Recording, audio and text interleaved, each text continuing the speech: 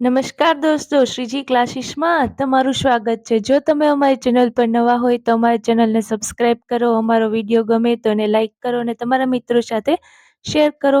આજે આપણે જોશું ધોરણ 8ના સેમ 2ની અંદર જે ઇંગ્લિશનું યુનિટ 3 છે એ ઓ આઉચ એની એક્ટિવિટી 5 છે.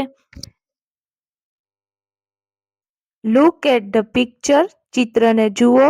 The picture tell us a story. આ ચિત્ર છે એક વાર્તા કહે છે. Put the correct number under the proper picture and fill in the blanks. ચિત્રની અંદર આપણે સાચો નંબર મૂકવાનો છે અને નંબર મૂકીને આપણે નીચે આપેલી ખાલી જગ્યા છે એ પૂરવાની છે. અહીંયા ચિત્ર આપ્યું છે, એમાં પેલા કયું ચિત્રો આવે એમાં આપણે એ મુજબ આપણે સાચો નંબર પૂરવાનો રહેશે.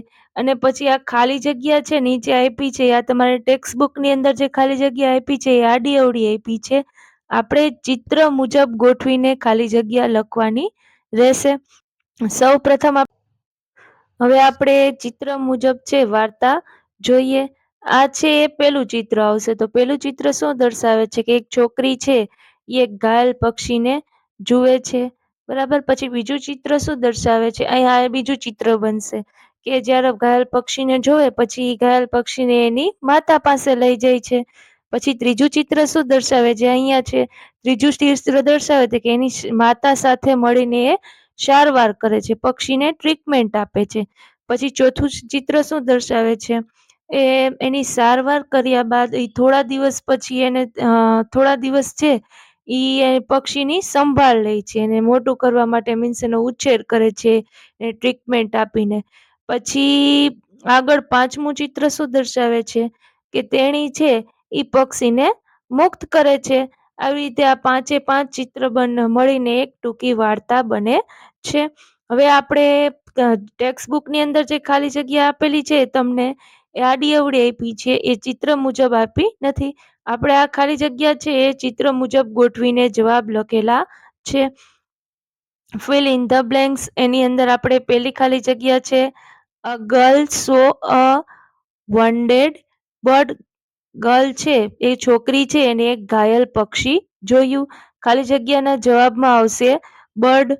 પછી બીજી ખાલી જગ્યા ચિત્ર મુજબ બીજી ખાલી જગ્યા બનશે એ આપણે અહીંયા લખી છે C went home and show the bird to her mother. અહીંયા બીજી ખાલી જગ્યાના જવાબમાં આવશે TO2. તેણી છે એ ઘરે જઈને એની માતા છે એને પક્ષી બતાવ્યું. પછી ત્રીજી ખાલી જગ્યામાં આવશે ધેય એટલે તેઓએ. They gave treatment to the bird. Treatment એટલે સારવાર. તેઓએ પક્ષીને સારવાર આપી.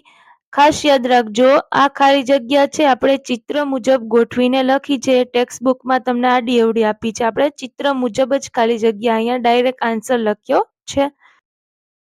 પછી ચોથી ખાલી જગ્યા બનશે to see to care of the bird. ચોથી ખાલી જગ્યામાં જવાબ આવશે ધ. તેણી છે એ પક્ષીની સંભાળ લે છે.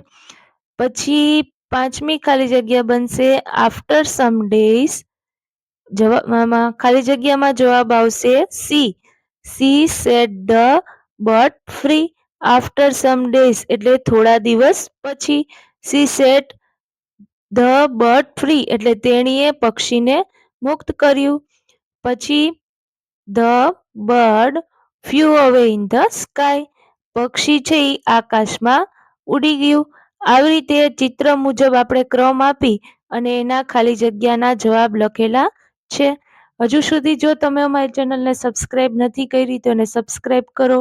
અમારો વિડીયો ગમે તો એને લાઈક કરો અને તમારા મિત્રો સાથે શેર કરો.